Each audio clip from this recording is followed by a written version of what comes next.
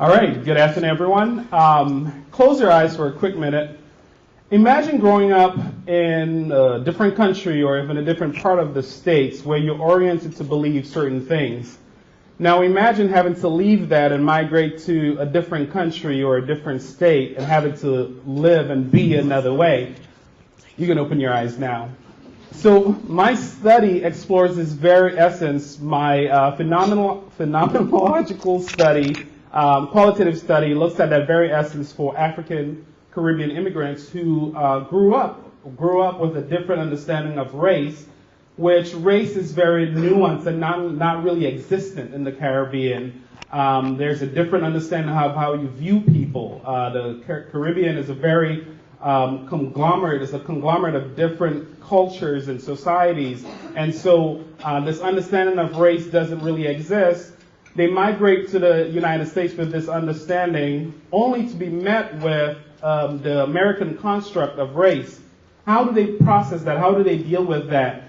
And so what I discovered in my research is that initially there's an obliviousness to this very existence of race in the United States context. And so there's a push and pull between what they came with and what exists in the U.S. And they're trying to make sense of that. They try to avoid that. They try to dismiss that mentally.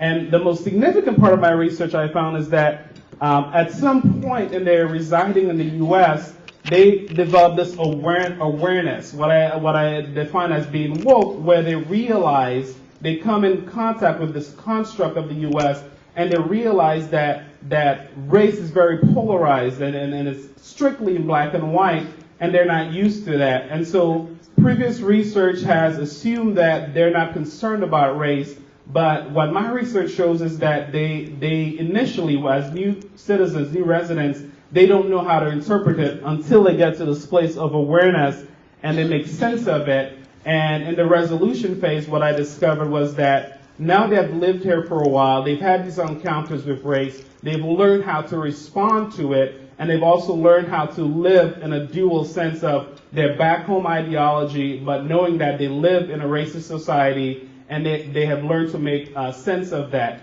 The relevance of this study is that for counselors and those in the mental health field, we tend to put all people of color, if you're black, in the same pot.